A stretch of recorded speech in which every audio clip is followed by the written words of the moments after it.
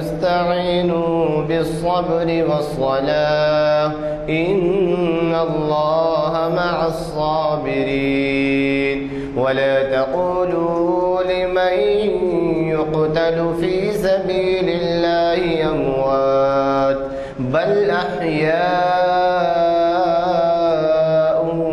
ولكن لا تشعرون ولنبلونكم بشيء من الخوف والجوع ونقص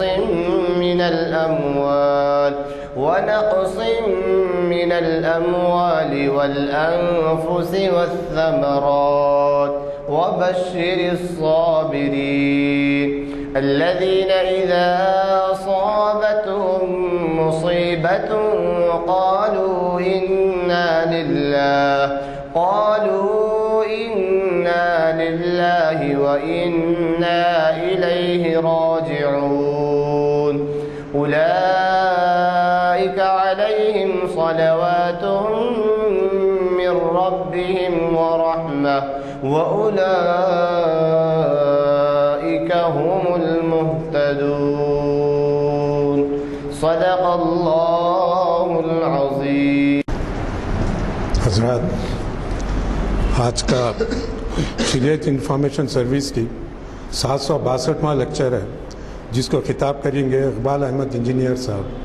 اس میں تھوڑی سی غلط فہمی ہے، میں دور کر دوں کہ آج کے خطاب کرنے والے تھے ضیاء الدین نیّر صاحب، مگر کسی وجہ سے رات میں ان کو ارجنٹ عادل آباد جانا پڑا، اسی لیے ہم جو ہے ان کو ڈاکٹر اقبال احمد انجینئر صاحب کو مدعو کیے، وہ فوری اس کو قبول کیے ہیں اور آج کے عنوان کے اوپر آپ کو مخاطب کریں گے.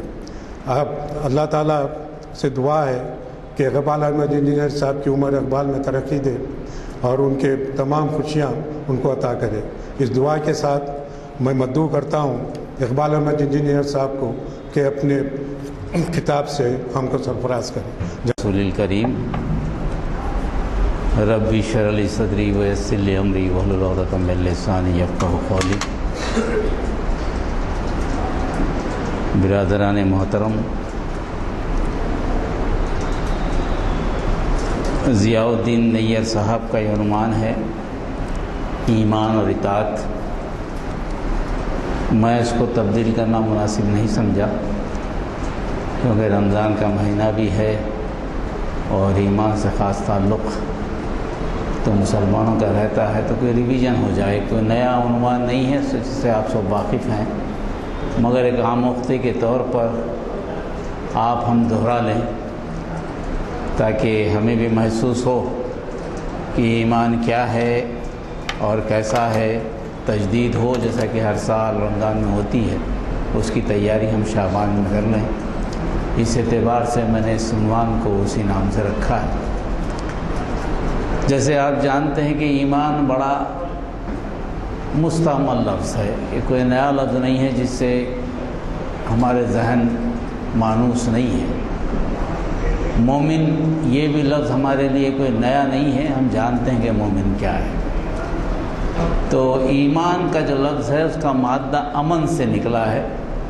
امن جو پیس انگلش میں کہا جاتا ہے، اور اس کا اللہ کا ایک نام مومن ہے، مومن سے بھی اس کا تعلق ہے. یعنی مومن سے ایمان طلب کریں، یعنی مومن سے تحفظ چاہیں، آپ اللہ سے تحفظ چاہیں تو اللہ آپ کو تحفظ دے دے گا. وہ امن کی جو درخواست آپ کر رہے ہیں وہ آپ کو انشاءاللہ مل جائے گی. اب لغوی طور پر اگر اس کو دیکھیں آپ تو ایمان تو کسی بلیف کو بھی کہا جاتا ہے. اسلامی شریعت سے ہٹ کر بھی ایمان اگر استعمال ہو تو ہر ایک کا ایمان ہے. کسی نہ کسی اعتبار سے کرسچینٹی اپنے ایمان پر چلتی ہے، خدا کا بیٹا بناتی ہے. اسی طرح جتنے عقائد ہیں وہ عقائد بلیف پہ چلتے ہیں. تو مگر شرعی اصطلاح میں مسلمانوں کے لیے بلیف ہے کیا چیز، ایمان ہے کیا چیز؟ اس کی دو تعریفیں ہیں. ایک تو ہے ایمان مجمل، دوسرا ہے ایمان مفصل. ایمان مجمل کیا ہے؟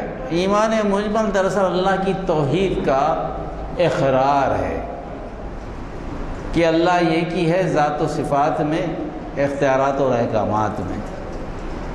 اس کو عربی میں جو پڑھا گیا وہ یہ آمنت باللہ کما ہوا باسمائہ و صفاتہ وہ قبلت جمیع احکامہ و اقرار باللسان و تصدیق بالقلب۔ یہ کمپریہنسو ایمان، یعنی ہم اللہ پر ایمان لائے جیسے کہ اس کے نام ہیں، جیسے کہ اس کی صفات ہیں۔ اللہ کے جو کوئی نام ہیں ان نام پر ہمارا پورا ایمان ہے، ہمارا پورا یقین ہے، اور اس کی صفات بھی جو ہیں وہ جو 99 نام ہیں، جو صفات ہیں، اس پر بھی ہمارا پورے کا پورا یقین ہے، اور اس میں ذرہ برابر کا شبہ نہیں ہے ہم کو۔ یہ شرع اصطلاح میں ایمان، کچھ غلط فہمی نہ ہو، کوئی ایسی بات ذہن میں آ جائے کیا اللہ کر سکتا ہے یا نہیں کر سکتا، ایسا کوئی چیز نہیں۔ اور کیا ہے، جتنے بھی احکامات ہیں اللہ کے، اس احکامات پر ہمارا ایمان ہے کہ وہ صحیح ہیں۔ کوئی بھی حکم اللہ کا بے معنی نہیں ہے، وہ ہمارے فائدے کے لیے ہی ہے۔ تو احکامات کو ماننا، اللہ کی ذات کو ماننا، اللہ کے صفات کو ماننا، اور اس کا اعلان کرنا زبان سے، اقرار باللسان، اقرار باللسان، زبان سے اعلان کرنا۔ زبان سے اعلان کرنا ہی کافی نہیں ہے، وہ تصدیق بالقلب، قلب سے اس کی تصدیق بھی کرنا، اس کو سچا بھی ماننا۔ یہ ہے ایمان مجمل۔ اللہ کی ذات، صفات، اس کے احکامات، اس کا لسان سے اقرار کرنا اور اس کے قلب سے تصدیق کرنا۔ یہ اب اس کے بعد آتا ہے ایک اور ایک ایمان بیچ میں آتا ہے، وہ ہے ایمان الواجب۔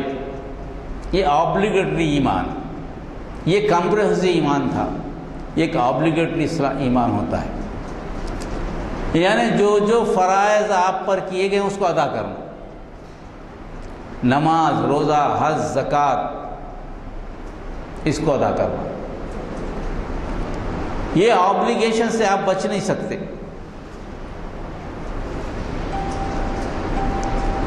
یہ آبلیگیشن، بہرحال مسلمان کا نام آیا تو یہ چیزیں سمجھی جاتی ہیں کہ یہ تو ادا کرتا ہی ہوگا مسلمان، اس کے علاوہ مسلمان نہیں ہے، ایمان رکھنے والا نہیں ہے۔ فرائض کا ادا کرنا یہ بھی ایمان میں شامل ہے۔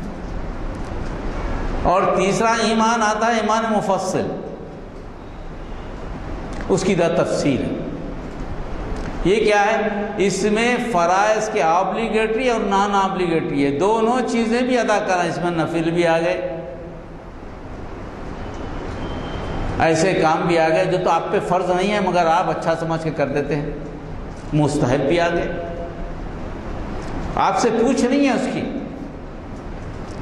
مگر بحیثیت مومن آپ سے معاشرہ توقع کرتا ہے، اگر آپ کے اختیار میں تو آپ کر دیں، وہ احسان کے زمرے میں بھی آ جاتا ہے، کر دیں۔ یہ کمپلیٹ ایمان ہے، کمپلیٹ ایمان، ایمان مجمل اور ایمان آبلیگیٹری ایمان جو ہوتا ہے وہ اس سے مل کر کمپلیٹ ایمان بنتا ہے۔ اب ایمان مفصل کی جو تعریف آئی ہے، جس کو عربی میں کہا گیا ہے، وہی آمنت باللہ و ملائکتہ و کتبہ و رسلہ والیوم الآخر والقدر خیر و شر من اللہ تعالی و بعث بالوعد الموت۔ یہ ایمان ہے، یعنی ایمان مجمل کے ساتھ ایمان مفصل کی تو تصحیح ہے، اس میں آبلیگیٹری نان آبلیگیٹری دونوں چیزیں آ گئی۔ یہ ہے کہ اللہ پر ایمان لایا، فرشتوں پر ایمان لانا، اللہ کے بھیجے ہوئے تمام انبیاء اور رسولوں پر ایمان لانا، تمام انبیاء اور رسولوں پر ایمان لانا، ان پر بھیجی ہوئی کتابوں پر ایمان لانا، کسی ایک کتاب کو بھی آپ ریجیکٹ نہیں کر سکتے، یہ ہماری کتاب نہیں ہے۔ 343 کتابیں ایسا کہا جاتا ہے کہ اتری ہیں، اللہ کی طرف سے آئیں۔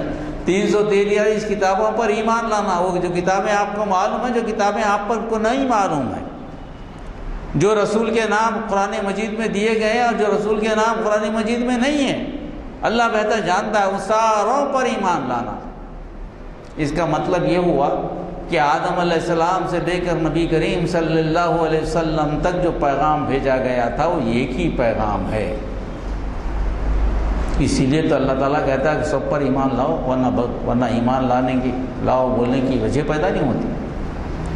یعنی اللہ ایک ہے، اللہ کا پیغام بھی ایک ہے۔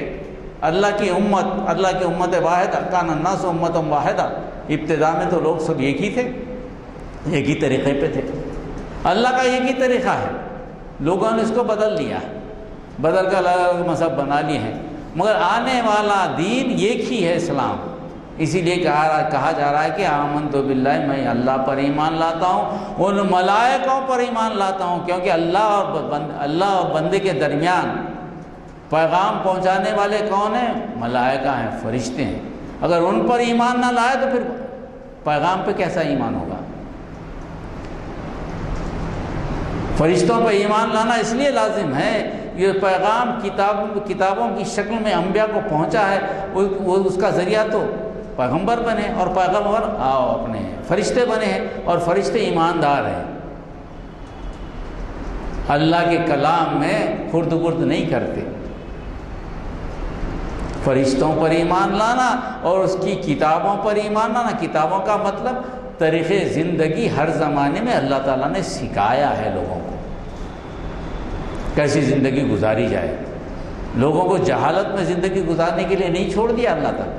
آج کی سائنس جو بولتی ہے بندر سے انسان بنا، ایسی کوئی چیز نہیں ہے، جہالت کی کوئی زندگی نہیں چھوڑا اللہ تعالیٰ، زندگی بتایا ہے کیسی زندگی، اللہ کو کیسے راضی کرنا یہ بتایا، آگے چل کے بات کریں گے اس پہ، اور رسول اور اس کے رسولوں پر، اور یوم الآخر، یعنی دنیا ایک دن ختم ہوگی، دنیا کے انجام کو پہنچے گی،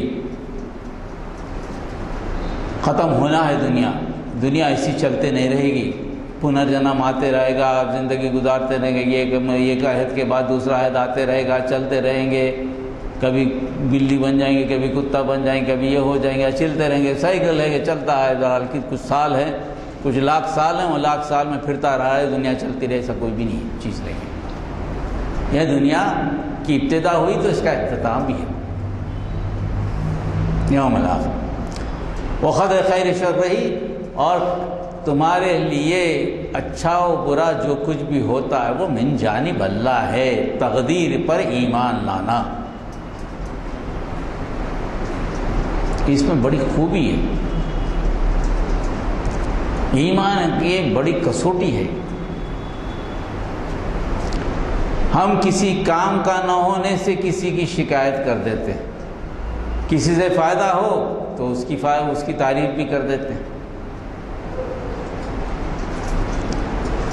یہاں بتایا یہ جا رہا ہے کہ تمہارا کام دنیا میں صرف کوشش کرنا ہے، تمہارے اختیار میں کوشش کرنا ہی دیا گیا ہے، کوشش کا نتیجہ جو کچھ بھی وہ اللہ کے اختیار میں ہے، کوشش کامیاب ہوتی ہے یا ناکام ہوتی ہے، تمہارے اختیار میں نہیں ہے نتیجہ۔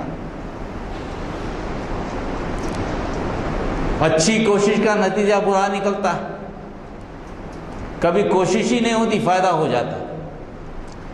جس چیز میں تم نقصان سمجھتے ہو بہت ممکن ہو اللہ تعالیٰ نے اس میں فائدہ رکھا ہے، جس میں تم اچھا سمجھتے ہو کہ میرے فائدہ ہوا، اللہ تعالیٰ نے اس کو نقصان میں رکھا ہے، اللہ ہی بہتر جانتا ہے، تم نہیں جانتے۔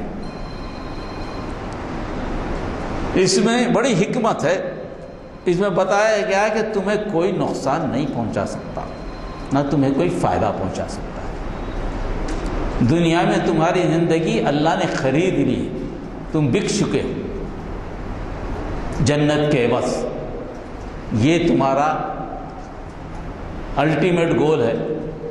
تم جس زندگی گزار رہے ہو دنیا میں وہ تو بکی ہوئی زندگی ہے، اللہ نے اسے خرید لیا ہے، تاہا تم کو جس مرحلوں سے گزرنا ہے تو گزرنا ہے، اللہ کا فیصلہ ہے۔ الٹیمیٹ کامیابی تو آپ کو وہ مل گئی، خریدے جا چکے ہیں، آپ بک چکے ہیں، اسی لیے یہ سمجھنا کہ میری تقدیر میں برا لکھا ہے، میری تقدیر میں اچھا لکھا ہے، اس کو زیادہ مل گیا، مجھے کم مل گیا ہے، کسی کو حسد کرنا، کسی سے جلنا، کسی کے حقوق کو مارنا، یہ چیزیں بچاتی ہیں تقدیر پر ایمان سے کہ جو کچھ ہے اللہ کا دیا ہوا ہے، قناعت کرو، اسے ملا تو خوش ہو جاؤ، کوشش کرو آپ بھی کرنے کی، نہیں ملا اللہ کی مرضی، مگر کسی سے حسد، کسی سے جلن یہ رکھنے کی ضرورت نہیں ہے۔ اور یہ من اللہ، یہ سب کہ اللہ تعالیٰ کی طرف سے ہے۔ وبعث بعد الموت، اور موت کے بعد کی زندگی پر یقین رکھنا کہ اٹھائے جاؤ گے، محاسبہ ہوگا، یہ ہے ایمان شرعی اعتبار سے مسلمانوں کو سمجھنا چاہیے۔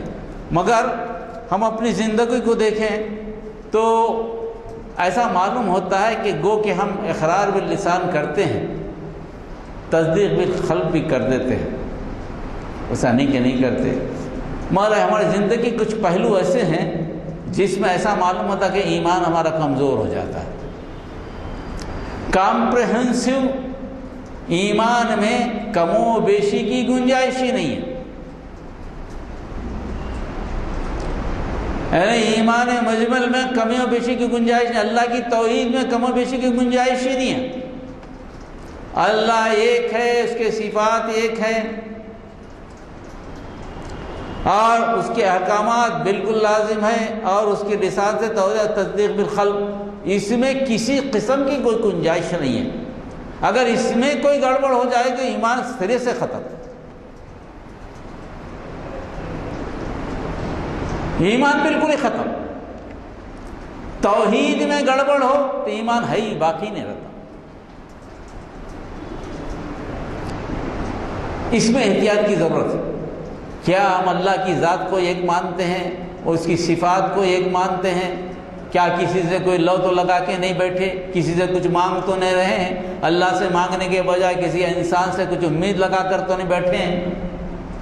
کوئی کسی کو کامیاب کر دے گا، کسی کو جنت دلا دے گا، کسی کو دوزخ سے بچا لے گا، ہمارا فائدہ کر دے گا، اولاد دے دے گا، کوئی ایسی چیز تو ہم سے نہیں ہو رہی ہے۔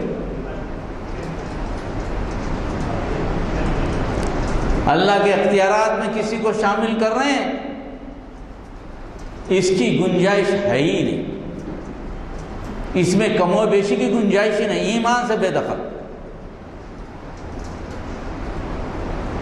کمی بیشی کی گنجائش ہے، مسلمان گنہگار تو ہو سکتا ہے، مسلمان مشرک نہیں ہو سکتا، مسلمان منافق نہیں ہو سکتا۔ آبلیگیٹری نماز، روزے، حج، زکوٰۃ میں چیز چھوٹ سکتی ہے، اس میں کم و بیشی ہو سکتی ہے۔ حج کو جانا ہے، پیسے سے محبت نہیں جا رہے ہیں، زکوٰۃ دینا ہے، زکوٰۃ وقت پہ نہیں دے رہے، اوکے، ہو سکتا ہے، یہ پاسبلٹی ہے۔ جو فرائض ہیں، فرائض کی تکمیل میں آپ کم و بیشی کر سکتے ہیں، گناہ کر سکتے ہیں۔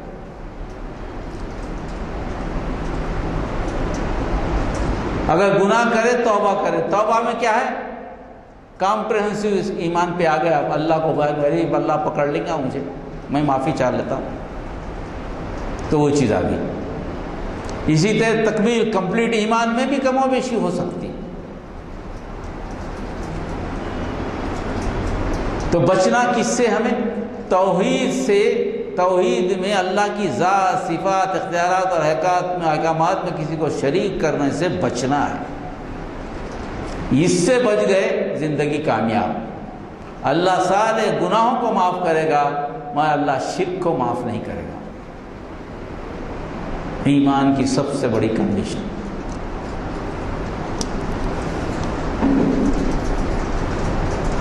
اب ایمان کی تقسیم بھی ہوئی ہے کہ یہ جیسا کمی و بیشی کے تعلق سے تین ہمارے پاس فکر ہیں، تین مسلکیں ہیں جو سمجھاتے ہیں۔ ایک ہے مرجئ، ایک ہے خوارج، ایک ہے اہل سنت۔ ایمان کی تعریف میں تو اس کے تعلق سے چار عنوانات میں نے رکھے ہیں اس کو۔ ایمان قلب سے تصدیق، ایمان کا مطلب قلب سے تصدیق ہے، اس میں عمل کا دخل نہیں ہے. یہ ایک سوچ و فکر ہے. وہ ہے مرجئہ جو سوچ فکر ہے، اس میں کہا جاتا ہے کہ قلب سے تصدیق کرتے ایمان والا ہو گیا. خوارج بھی کہتے ہیں کہ نہیں، قلب سے تصدیق نہیں، اس کے ساتھ عمل بھی ضروری ہے. قول نہیں، اقرار باللسان، تصدیق بالقلب نہیں، اس کے ساتھ عمل بھی ضروری ہے. اہل سنت والجماعت کیا کہتے ہیں کہ جاننا، تصدیق کرنا ضرور ہے، مگر اقرار بھی کرنا ہے، تصدیق بھی قلب بھی کرنا ہے.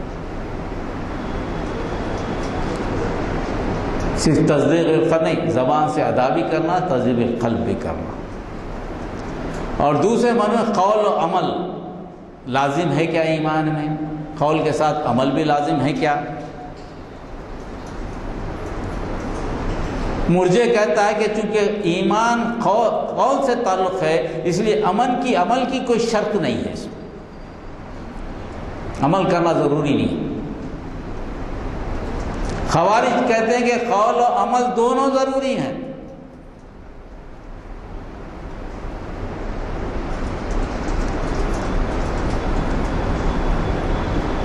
اہل سنت والجماعت بھی کہتی ہے کہ شرک و کفر کا انکار کرنا، عمل کرنا، نماز بھی ایمان کا جز ہے. حضرت ابوبکر صدیق نے زکوٰۃ کو بھی ایمان کا جز قرار دیا. اہل سنت والجماعت کا ایک فرق. تیسری چیز ہے ایمان بڑھتا ہے یا گھٹتا ہے. پہلا جو فرق ہمارے پاس سوچ و فکر ہے مرجئہ کی، وہ کہتا ہے کہ چونکہ عمل سے اس کا کوئی تعلق نہیں ہے، نہ ایمان بڑھتا ہے نہ گھٹتا ہے. لا الہ الا اللہ کہہ دیا بس کافی ہے. خوارج کہتے ہیں کہ ایمان عمل نہ ہو تو ایمان ہی نہیں. چھوٹا سا بھی عمل اگر نہ کرے تو ایمان سے خارج، اور اس کو کافر کا فتویٰ بھی ملتا ہے، اور آگے چل کے اس کے ارتاد کے طور پر، مرتد کے طور پر قتل کی سزا بھی خوارج میں ہے، عمل کے چھوٹے سے عمل سے چھوڑنے کی. اہل سنت والجماعت کیا کہتی کہ نہیں، اچھے اعمال سے ایمان بڑھتا ہے، برے اعمال سے ایمان کم ہوتا ہے. برے اعمال پر توبہ کر لیں پھر رجوع کر لیں. تو اس سے آپ توازن کریں کہ اہل سنت والجماعت کا مذہب کیا ہے ایمان کے تعلق سے، دوسروں کا مذاہب کیا ہے. چوتھی چیز یہ کہ گناہ سے ایمان کو نقصان پہنچتا ہے. مرجئہ کہتے ہیں کہ چونکہ عمل کا تعلق ایمان سے نہیں، اس لیے گناہ کا سوال ہی نہیں. خوارج کہتے ہیں گناہ سے مرتد ہوتا ہے، وہ قابل ارتداد ہے اور اس کی سزا قتل ہے. اہل سنت والجماعت کا اصول، قرآن کے اصول کے مطابق گناہ کر لے آدمی، شرک بھی کرے، اس کی مدت زندگی میں اس کو اختیار ہے معافی مانگ لے، اللہ اسے معاف کر دے گا.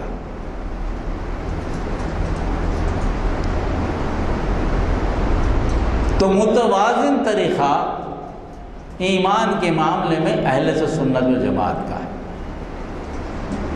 کہ کسی اعتبار سے بھی قرآن جو کہتا ہے کہ بھائی موقع ہے، اللہ نے زندگی دی ہے، ایک مدت معین کی ہے، اس درمیان میں اگر غلطی کرے تو توبہ کے دروازے کھلے ہیں. توبہ کے دروازے بند تو صرف موسیٰ علیہ السلام کی شریعت میں تھے، عیسیٰ علیہ السلام کی شریعت میں بھی توبہ کے دروازے کھول دیے گئے تھے، آج بھی توبہ کے دروازے کھلے ہیں.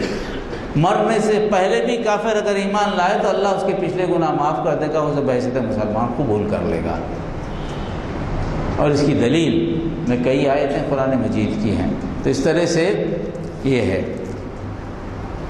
اور احادیث کے درمیان میں ایمان کو درخت کی جڑ سے تعبیر کیا گیا ہے. ایمان ایک درخت کی جڑ ہے اور اسلام اس کی شاخیں، احسان اس کا پھل جسے لوگ مستفید ہیں. جتنی جڑ مضبوط ہوگی اتنا ہی طاقتور درخت ہوگا، اس کی شاخیں اتنی ہی زیادہ پھیلیں گی، وہ اتنا ثمر آور ہوگا، لوگوں کو فائدہ پہنچائے گا. ایمان دوسرے معنوں میں چھپا ہوا ایمان، زمین کے اندر قلب میں پیوست ایمان۔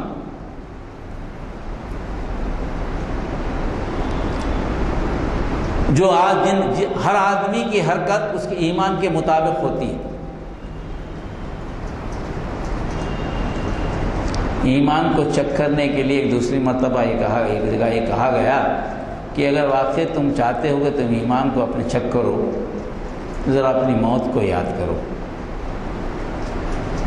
اگر تم کو مرنے سے خوف ہوتا ہو، اللہ سے ملنے کے بجائے تم اللہ سے ملنے سے ڈرتے ہو، تو یہ سمجھ لو کہ تمہاری ایمان میں کوئی نہ کوئی خامی ہے۔ موت تو تمہیں چھٹکارا دینے کے لیے آتی ہے مصائب و مشکلات سے۔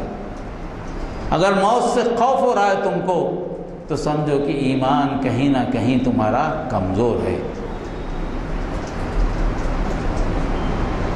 موت سے گھبرانا نہیں چاہیے، جواب دہی سے گھبرانا چاہیے، موت سے نہیں۔ تو ایمان کی کسوٹی یہ ہے۔ اس لیے بنی اسرائیل سے بھی کہا گیا نا، اللہ کو جب تم اتنے قریب ہو تو موت کی دعا کرو۔ تمہارے لیے جنت رکھی ہے، دوسروں کے لیے دوزخ ہے، تم ہی اکیلے حقدار ہے، تو کیوں دنیا میں اتنی مشکلات میں زندگی گزارتے ہو؟ دعا کرو موت کی اور جنت میں چلے جاؤ۔ اللہ خود جواب دیتا ہے، کبھی بھی ولا یتمنوا ابدا بما قدمت ایدیہم واللہ علیم بالظالمین۔ یہ کبھی بھی موت کی تمنا کریں گے، موت سے بھاگتے رہیں گے۔ یہ تو ظلم کرنے والے لوگ۔ موت ہر انسان کی کسوٹی ہے، اس لیے سونے سے قبل موت کو یاد کرنے کے لیے بھی حکم دیا کہ موت کو یاد کرو، تاکہ دن تمام کے اپنے اعمال کا محاسبہ کر لو۔ اگر موت آ جائے تو تمہاری کیا واقعی تم اس قابل ہو کہ اس اعمال کا جواب دے سکو؟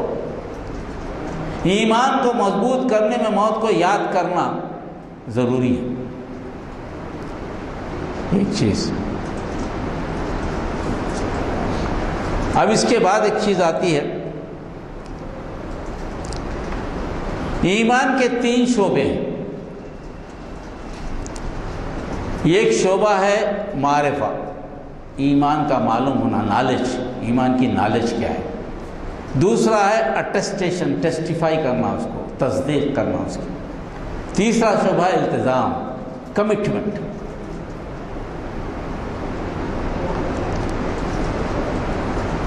نالج تو آ گئی، آپ کو آمنتو باللہ بتا دیے، اتنے اللہ تعالیٰ سے ایمان لانا، ملائکہ پہ ایمان لانا، اس سب پہ ایمان لانا، ہمارا تصدیق بھی، اٹیسٹیشن بھی آپ کر دیے، تصدیق بھی کر دیے۔ کمٹمنٹ کیا ہے؟ کمٹمنٹ میں آتی اطاعت، جو موضوع ہے ایمان اور اطاعت۔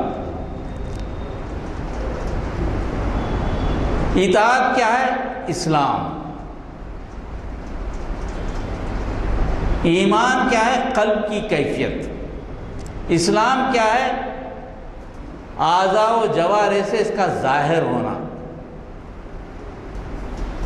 اس لیے ایمان اور اسلام کو الگ نہیں کیا جا سکتا۔ چاہے قلب میں تمہارا ایمان ہو، اس کا ثبوت آپ کے عمل سے نہیں مل رہا، تو پھر ایمان کہے گا؟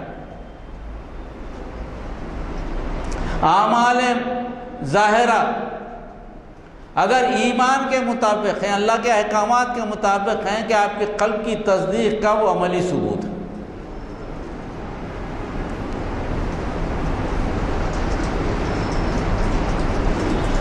مَن یُطِع اللَّهَ وَرَسُولَهُ فَقَدْ فَازَ فَوْزًا عَظِیمًا۔ جو اللہ کی اطاعت کرے، رسول کی اطاعت کرے، اس نے بڑی کامیابی حاصل کرنی۔ کیونکہ ہمیشہ ایمان اور اسلام میں ہمیشہ عام طور پر بہت الجھن پیدا ہو جاتی ہے۔ جہاں قرآن میں لفظ صرف ایمان آیا، تو یہ سمجھو کہ وہ ایمان اور اسلام دونوں کے لیے استعمال ہوا ہے۔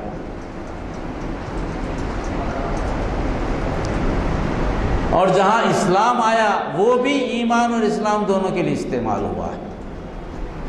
مگر جس آیت میں ایمان اور اسلام دونوں ایک ساتھ آئے ہیں، تو ایمان قلب کی تصدیق ہے، اسلام اعمال کا مظاہرہ ہے۔ ظاہری اعمال کی بات ہے۔ ایمان شروع ہوتا ہے قلب سے، تصدیق سے، تصدیق بالقلب سے، ظاہر ہوتا ہے اعمال ظاہرہ پر، اعمال کی شکل میں ظاہر ہوتا ہے۔ اسلام شروع ہوتا ہے اعمال ظاہرہ سے، ختم ہوتا ہے تصدیق قلب پر۔ یہ کہ یہاں سے شروع ہو کر وہاں جاتا ہے، وہاں سے شروع ہو کر یہاں آتا ہے، دونوں لازم ملزوم۔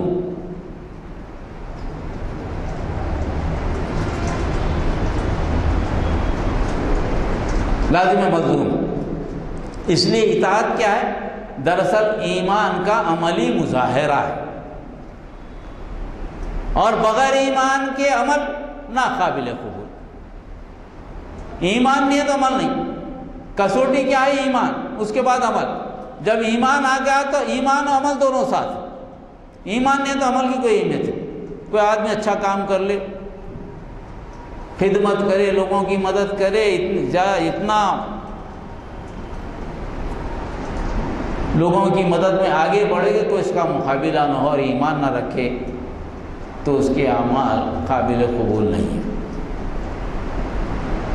ان الذین آمنوا وعملوا الصالحات الا الذین آمنوا وعملوا الصالحات وتواصوا بالحق وتواصوا بالصبر۔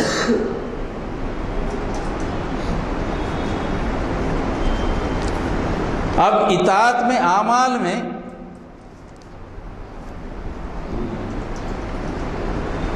دو چیزیں ہیں۔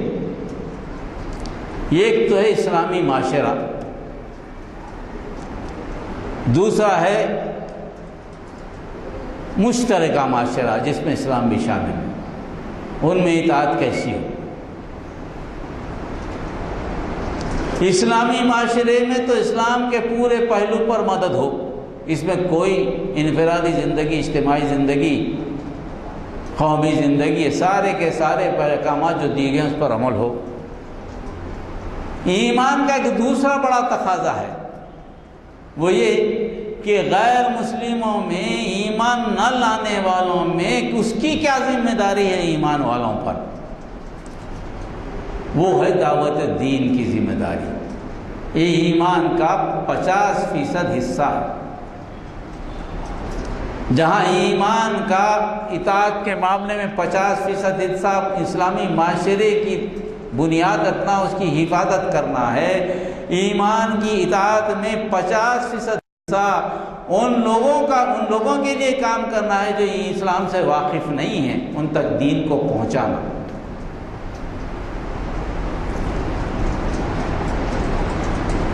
اطاعت میں ہم 50% نمبروں میں الجھتے رہتے ہیں، جبکہ نبی کریم صلی اللہ علیہ وسلم کا زیادہ کام تو 50% ان نمبروں پہ تھا کہ جہاں لوگوں کو بلائیں، قریب کریں۔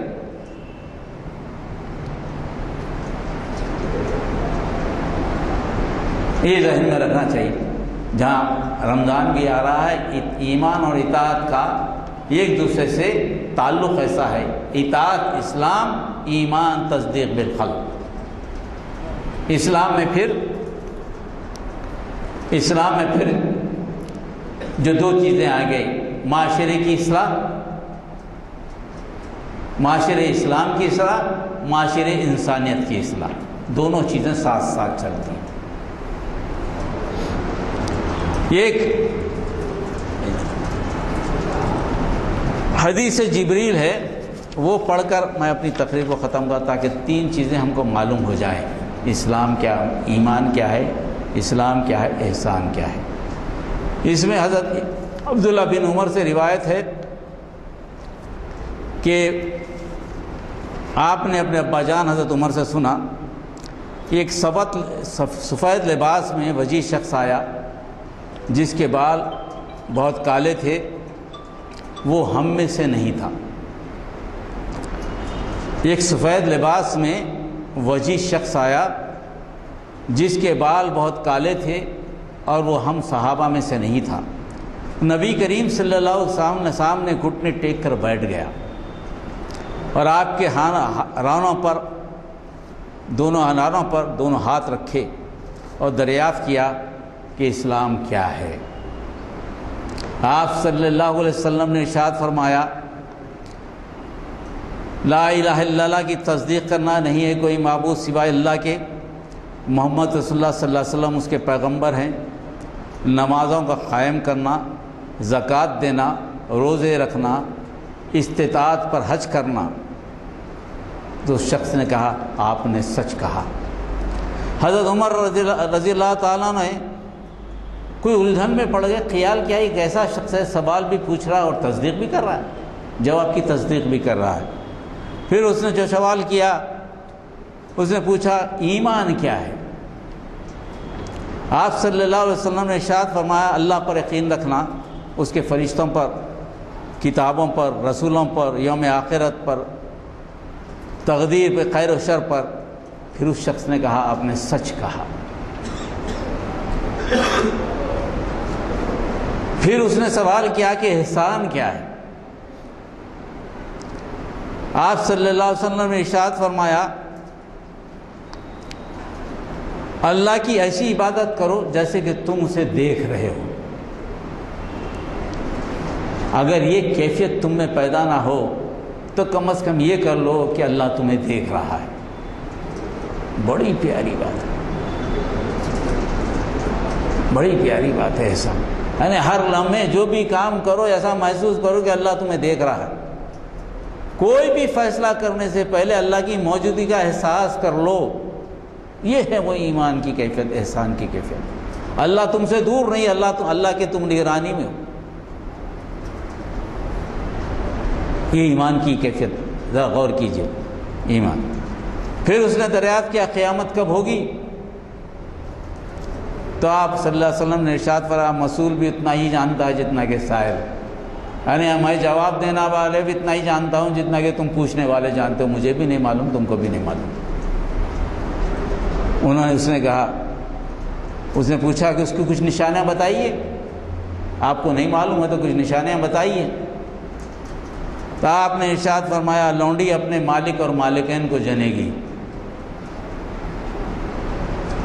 اور عرب کے چرواہے، جاہل چرواہے، ایک دوسرے سے عمارتیں، اونچی اونچی عمارتیں بنانے میں ایک دوسرے سے مسابقت کریں گے۔ واقعی اگر اللہ تعالیٰ سب کو جو ہے مکہ لے جائے، مکے کے اطراف کی عمارتیں دیکھے تو ایسا معلوم ہوتا ہے کہ حدیث جو ہے نا اپنی زبان سے وہ ساری چیزیں بول رہی ہیں۔ وہی چرواہے جن کو پکی عمارتیں بنانے کو شرم آتی تھی،